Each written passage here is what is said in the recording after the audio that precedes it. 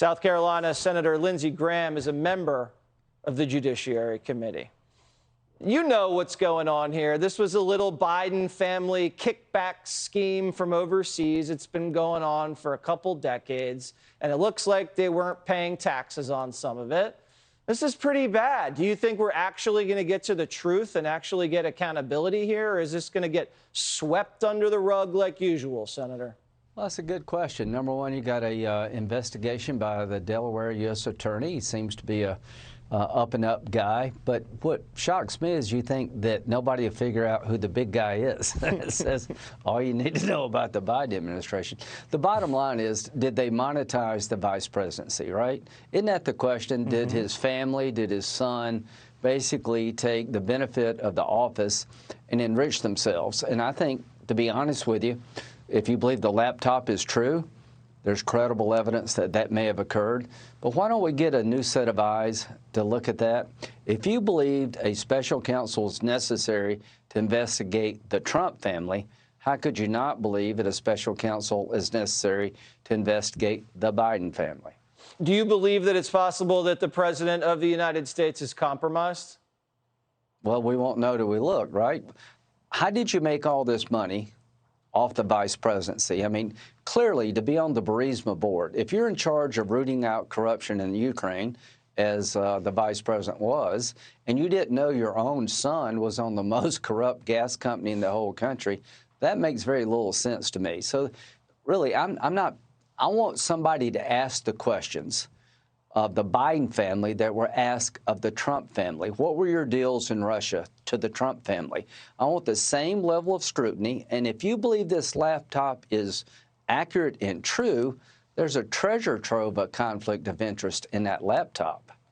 But the media, Senator, is only able to confirm certain emails involving Hunter and Jim. All the emails exposing Joe Biden, the joint bank accounts, the 10 for the big guy, the paying the bills, all of that stuff, they can't confirm. So you know the fix is almost in on the media side. I'm afraid that this is not going to go anywhere, and everybody's going to think, you know what, you just can't trust Washington, D.C. Do you want that to happen? Absolutely not. Number one, if you're relying on the media to get to the truth here, you're making a huge mistake. At least we have somebody in the law looking at Hunter Biden, and maybe a special counsel, I think, would be a good idea here. But who's going to hold the media accountable for killing the story about the laptop right before the election? Yeah. Facebook and Twitter and these groups shut the story down. So I do believe there's a lane for accountability when it comes to the criminal misconduct, potential misconduct of Hunter Biden. But who the hell is going to hold these companies accountable for stopping a story that could have affected the outcome of the election?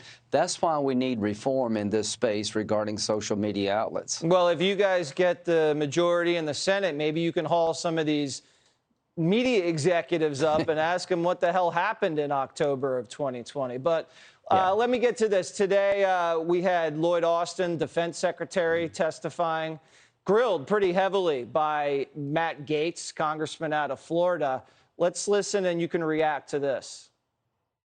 We're behind in hypersonics. We failed to deter Russia. Last year, so what do you mean we're behind in hypersonics? How do you? Okay, who's ahead in hypersonics? Your own people brief us that we are behind and that China is winning. And so while everyone else in the world seems to be developing capabilities and being more strategic, we got time to embrace critical race theory at West Point, to embrace socialism at the National Defense University, to do mandatory pronoun training. The fact that you're embarrassed by your country? By no. I'm embarrassed by your leadership. I'm sorry for I am not embarrassed for my country. Any notion that they're woke or that our military is woke, you know, I take issue with that, and because it's just not true.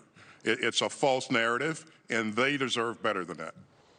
So is that a false narrative? You know, we got ships we got to build for the Navy. We got missiles to develop, missile defense systems to develop.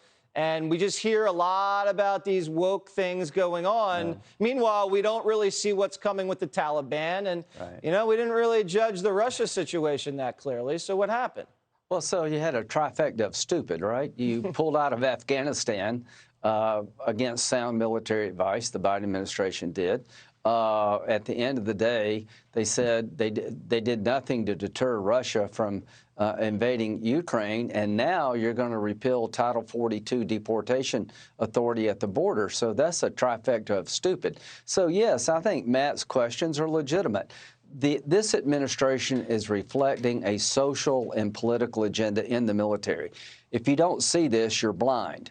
This course they were teaching at the Defense University has no place in trying to defend America. So at the end of the day, yes, the pronoun issue, they're trying to transform the military into an image of America that I think most Americans are rebelling against. Yeah, and you can see that with Florida, and you can see that with the school boards uprising, and we got to get this together. All right, Senator Lindsey Graham, thanks for joining Primetime as always. Thank you.